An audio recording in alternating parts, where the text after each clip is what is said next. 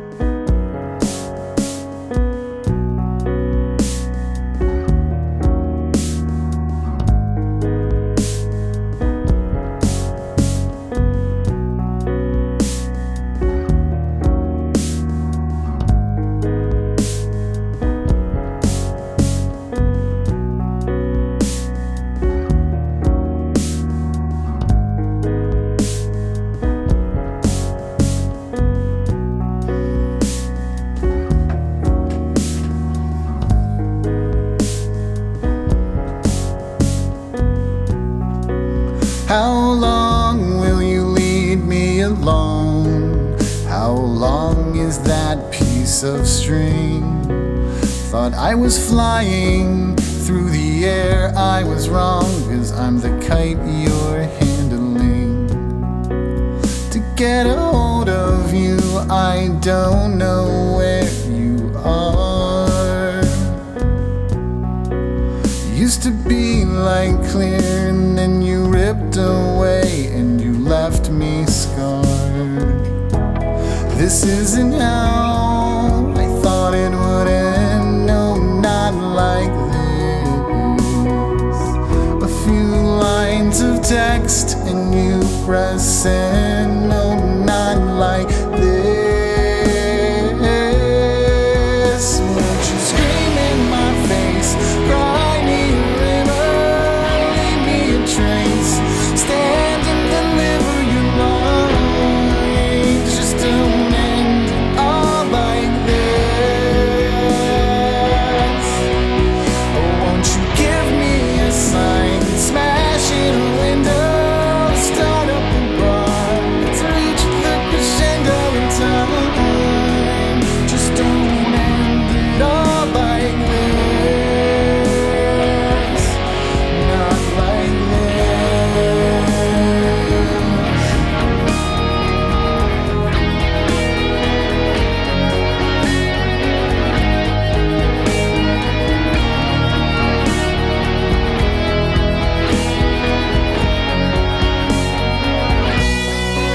How high are you holding me? Oh, such a delicate, breakable thread. After all the life you gave me, I never thought that you would go and leave me dead. I remember you with the fire in your eyes. I wanna feel the burn, but your blood runs cold as ice. This isn't how I thought it would end. No, not like this. A few lines of text and you press send. No, not like this. Won't you scream in my face, cry me a river, leave me a trace, stand and deliver your lines. Just don't end it all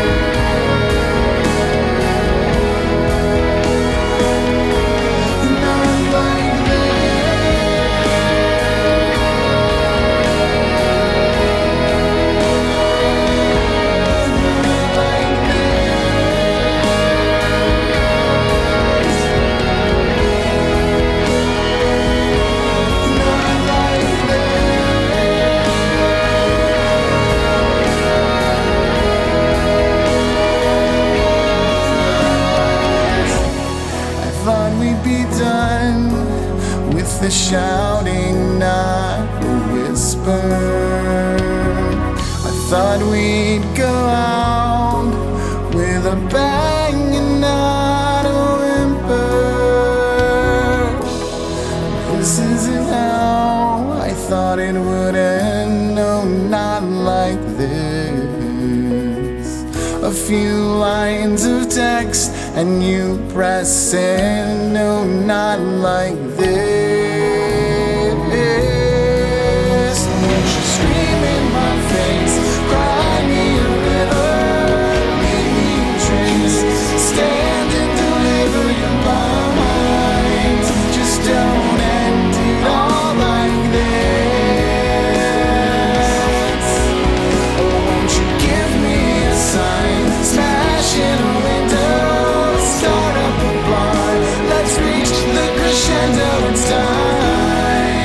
Just don't end it all like this, not like this, not like this, not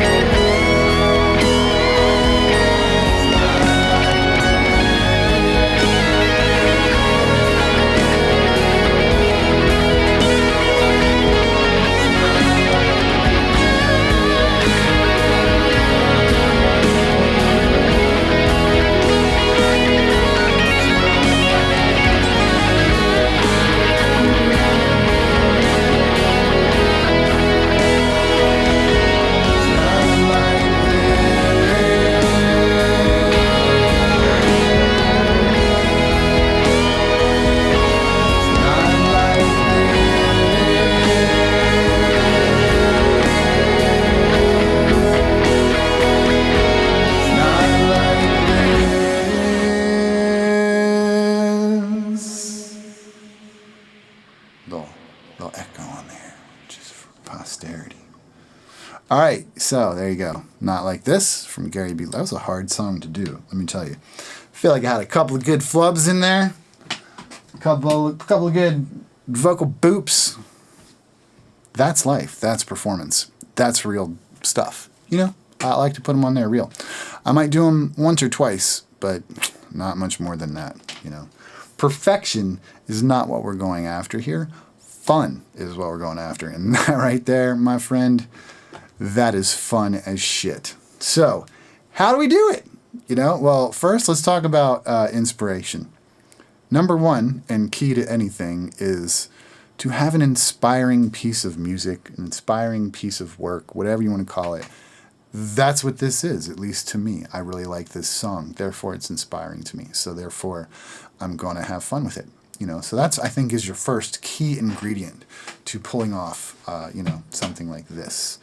So, what did I use to make this happen? I used Ableton. I used Ableton Push. This thing right here.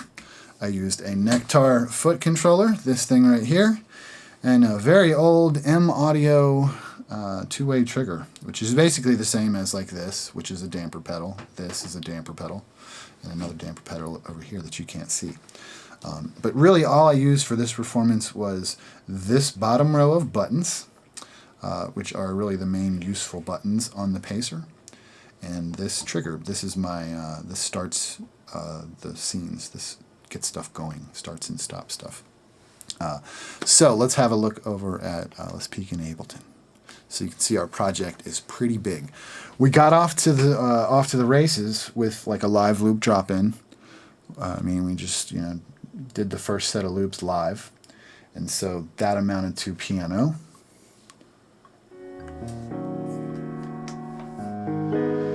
And then I quickly, on the push, I duplicated the piano into a pad track. So if if I get that out, that's that one. I just went like this real quick. And boom, got going like that. And then the pad was going. It was a lot smoother when I was doing it, obviously. From there, I just went over, I arrowed over, I armed the drums. We started throwing the drums in there, and then I armed the bass after that.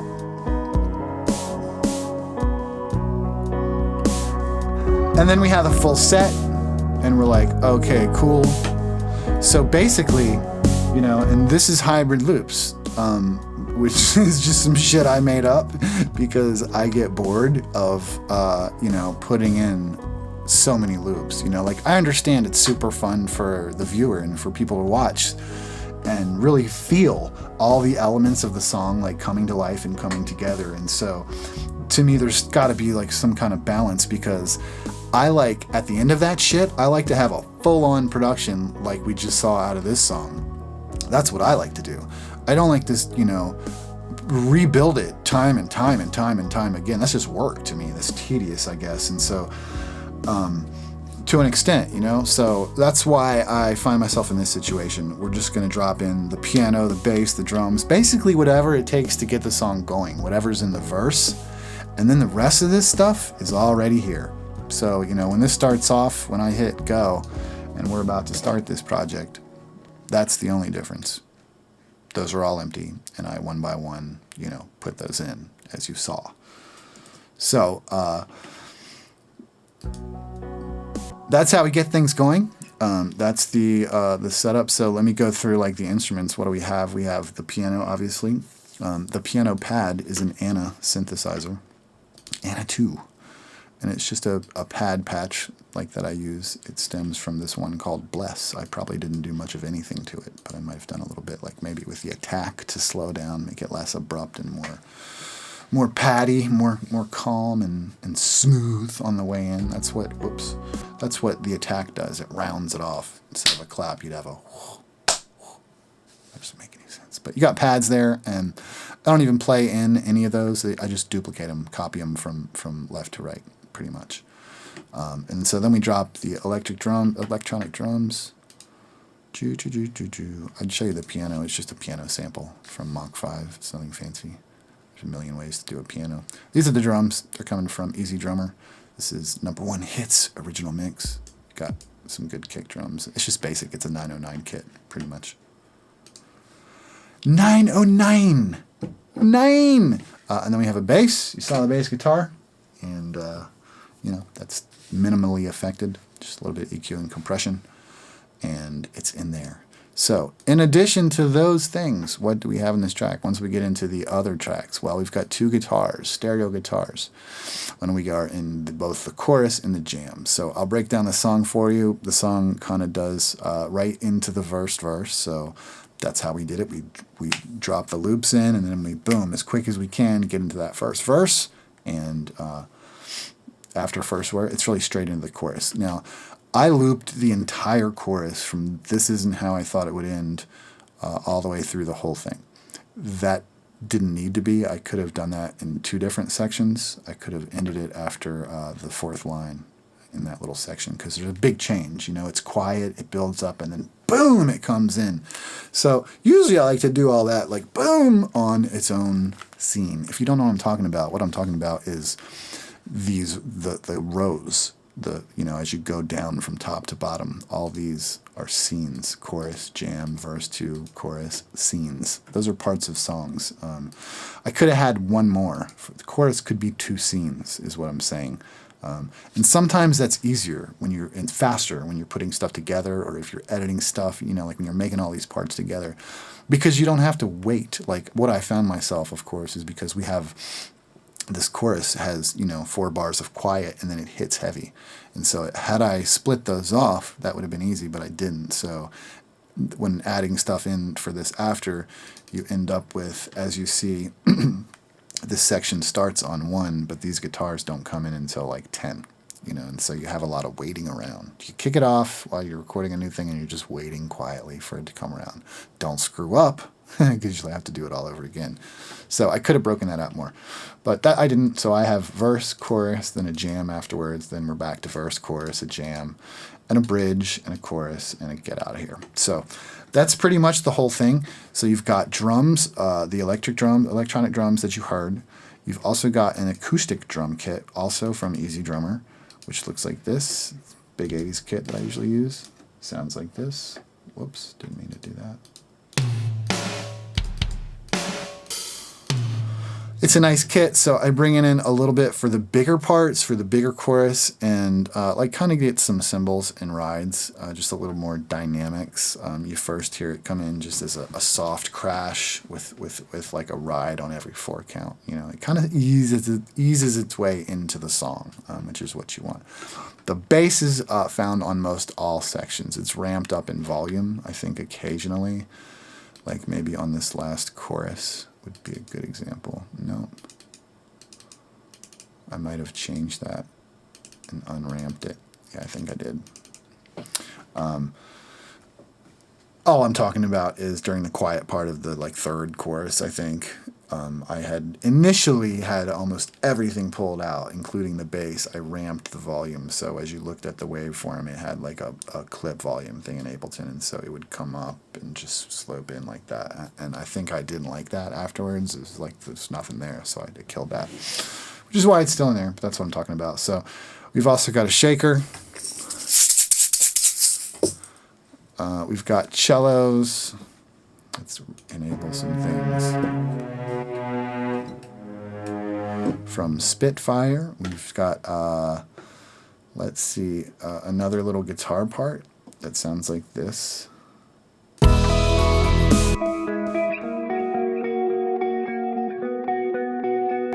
It's clean, it's echoey, it's chorusy, it's just texture, it's filler, it's to make things kind of bigger. We've also got a riser happening in here, which sounds like this.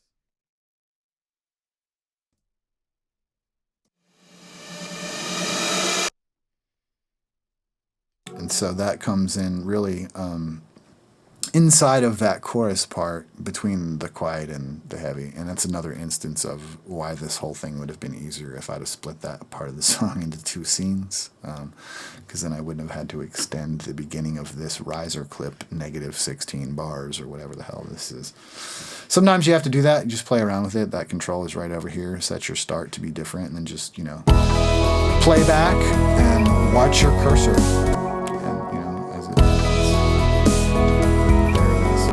So mine's at -8. The start flag is where it starts. And I had to do that, you know, 3, 4, 5 times until it was, you know, I was like, oh, well, that's 1 too many, and then move it. No, that's 2 too many, few, or whatever, you know. You play around with it till you get it right. There's a riser, then we got short strings.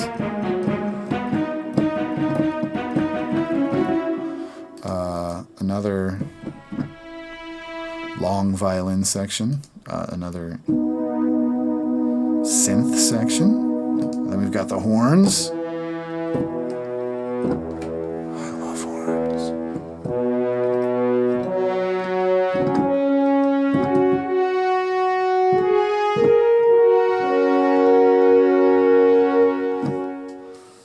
We've got a little plucky.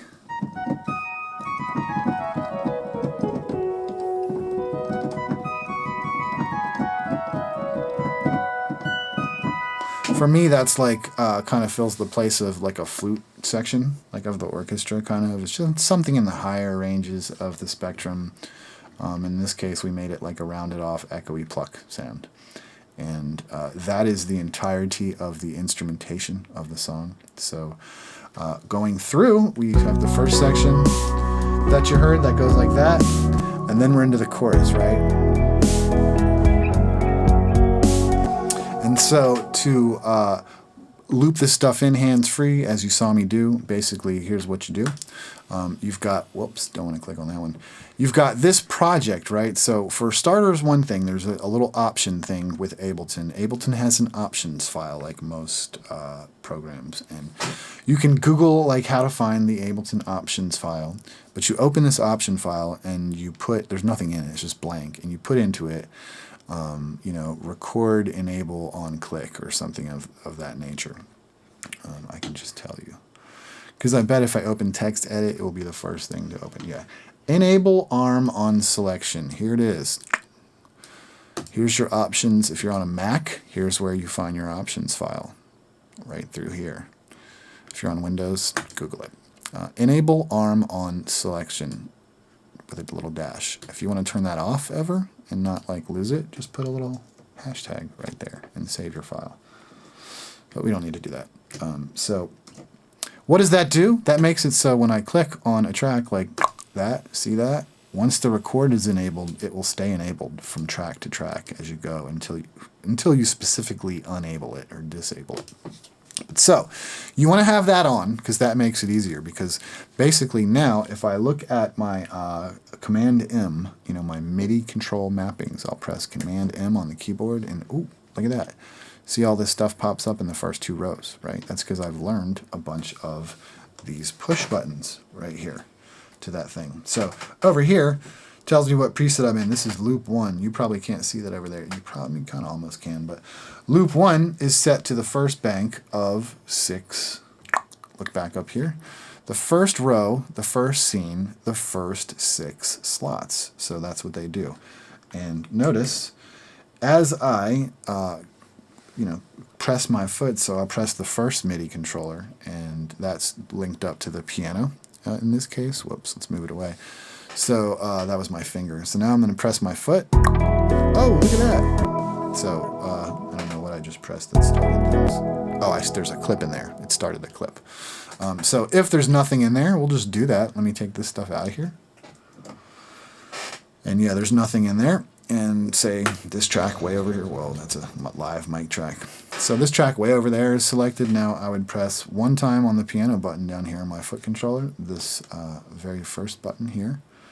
So I'll press that 1 time and you'll see, boom, oh, look, I'm record enabled. If I press it again, it starts the recording. Boom. And so that is how these things hook up. So for each one, I do it, whether I do it with the foot controller or the push controller here next to me, this thing. You can do it either way. If you're going to do it with the push controller, make sure you have your fixed length turned on and you have your length set properly so that you don't have to also press something to get it out, because that is the process. You do have to turn on and off the loop when you use your foot controller like I just did. I generally like that because then I can have all different size loops. It doesn't really matter, and then I can start and stop the loops whenever I want. So for this one, we did that piano one, and as soon as I was done with the piano one, I was ready to duplicate that pad track. So I did that real quick, and while I was doing that, I just quick reached over here with my foot, pressed on my bank up arrow button to take me to the next over of loops, which the first slot is the electronic drums. So once that was there, I just went bop like that. My electronic drums were on. I had about 2 counts to press this button with my left foot, which I did, put the loop in, press it again, and I'm out. And I'm on to the bass. And the bass I then armed on push right here, though I could have just banked down, hit like that, and I'd be on bass. Up here, as you can see, and it's not plugged in, so you can hear that's why it's making now sounds. So we'll do like that, make it go away. And so that's how I kind of get around with the foot controller and, have a hands-free live looping experience. You never shut it down. And then, once those are all in, then, I take over with my impatience and everything else you want to say. And I go, hey, that's good enough. You guys have seen looping. You now understand I made this song. Let's take off and play this masterpiece. I say masterpiece because I didn't write it. And it's fantastic. It's fun. So past that, what else is going on?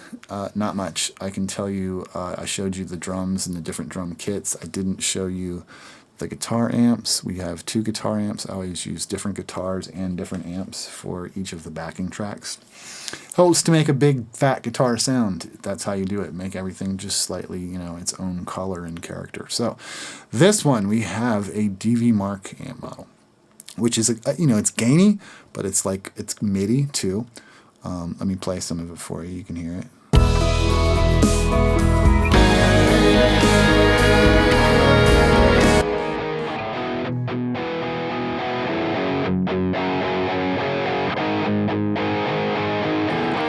gets panned hard left, all the way over there, and gets paired with a Mesa boogie. So that guitar is a Les Paul, an Epiphone Les Paul played through that DV Mark.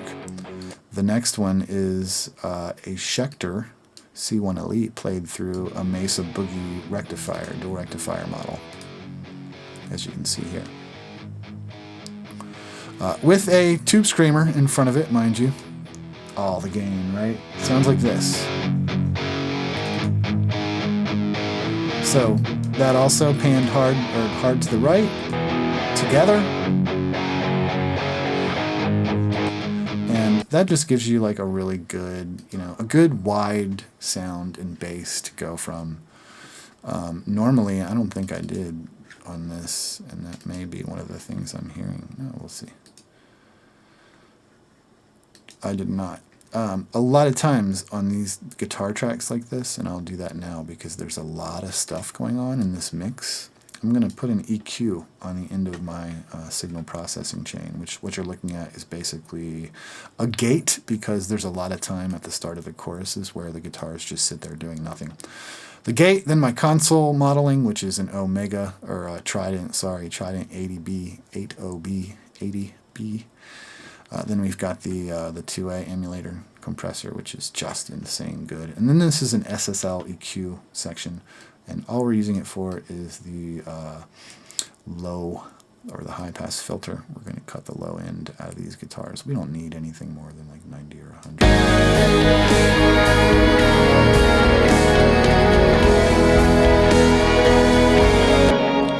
And really, you don't lose anything on your guitar tone, but what you do is you create space in the frequency spectrum for other things like bass sounds, bassy cellos, bassy bass guitars, different things. We'll put this in at 100. Makes room in the mix, and all those little things that you do to make room in a mix, and all the little things add up. We've talked about this. You know what I'm talking about.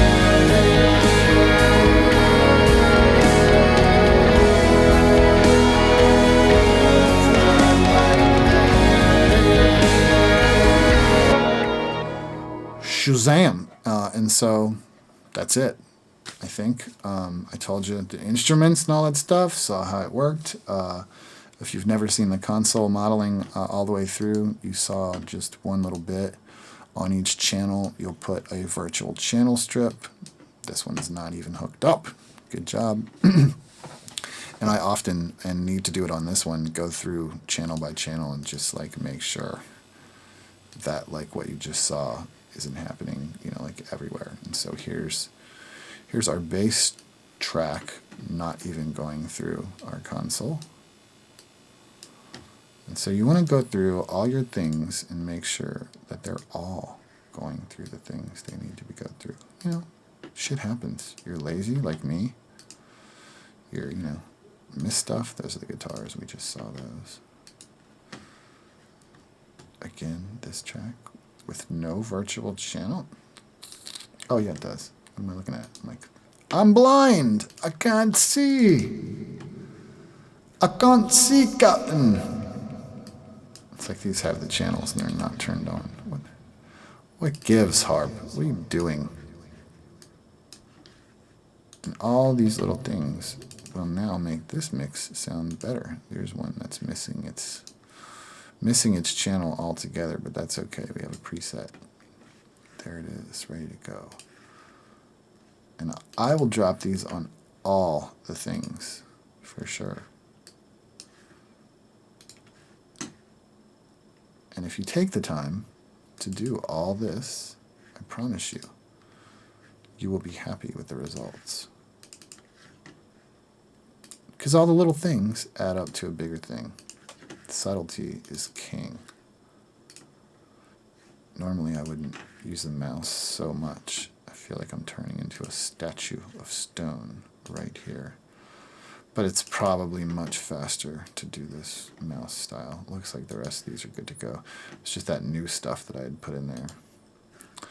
Yes, and the guitar amp is THU. Here's my live channel rig, which is tied up and hooked up and set up to the one of the presets on the Nectar Pacer, so I can, with my feet, change between this amp and this amp. And so, you know, you've got high gain and mid gain to clean down here, and then turn on and off phasers, the octaver, that kind of stuff. And so finally on your master channel, you're going to have, I do have a couple of returns, a Verb Suite reverb on return A, with a hall reverb, and then some stereo kind of ping-pongy repeats out of this delay thing. Those are on the returns 1 and 2, or A and B, so those come back on each channel through these guys. That's what those sends A and B are. Now if you turn up one of those, it'll be, reverb will be on A, delay will be on send. So master channel, double click on that, and you see we've got a limiter on the outside, and it's bumped up 2 decibels, doesn't need to be that high. And then we've got a bus compressor. Well, first we go through the actual, you know, the mix bus, the virtual mix bus, which completes the circuit, so to speak, of our analog modeled console. Then we're also going to throw this FG Gray, which is, I believe, an SSLG bus compressor model.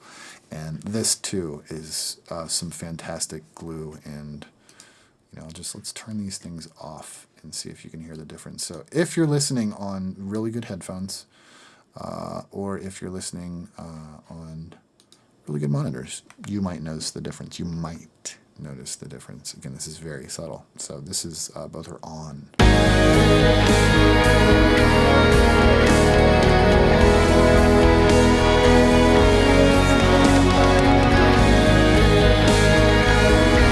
And so I'm going to turn them off.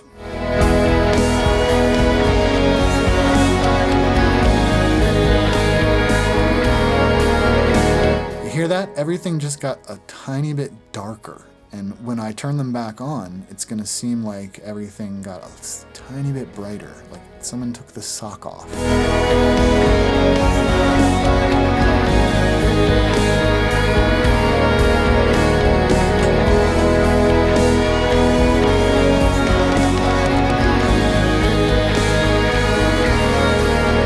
that? Isn't that wonderful?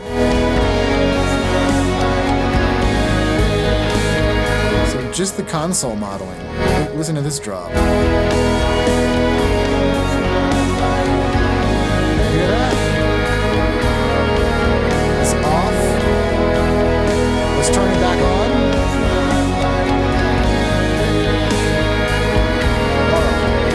Oh. You just hear the hi-hats come to life. Man, like everything. So good, so good. And you're like, Harp, you're driving the bejeeba Christ out of this. What's going on with that? Yeah, I am, and I'm adding extra drive down here too. That's why it's how it's designed to be used, as a matter of fact. Actually, might be driving it a little bit hard, but use your ears. If it sounds good, it's good. So that's the jam. Like I said, this song today that we fooled with was from Gary B. Lucas and Adam Gavigan, both of which are Twitch streamers. Go check them out. There'll be some links in the thing below. And I hope you enjoyed it. If you learned something, if you didn't, sorry. And if you, you know, if you're upset because I like inhale too loudly or some shit like that, sorry. Go watch some other videos. Don't be upset. It's a silly thing to be upset about. If you have any questions, if you have any comments, put them down there. I'll probably get back to you. Probably answer. I'll let you know. I mean, what else do I have to do? I don't know. Cheers. Bye.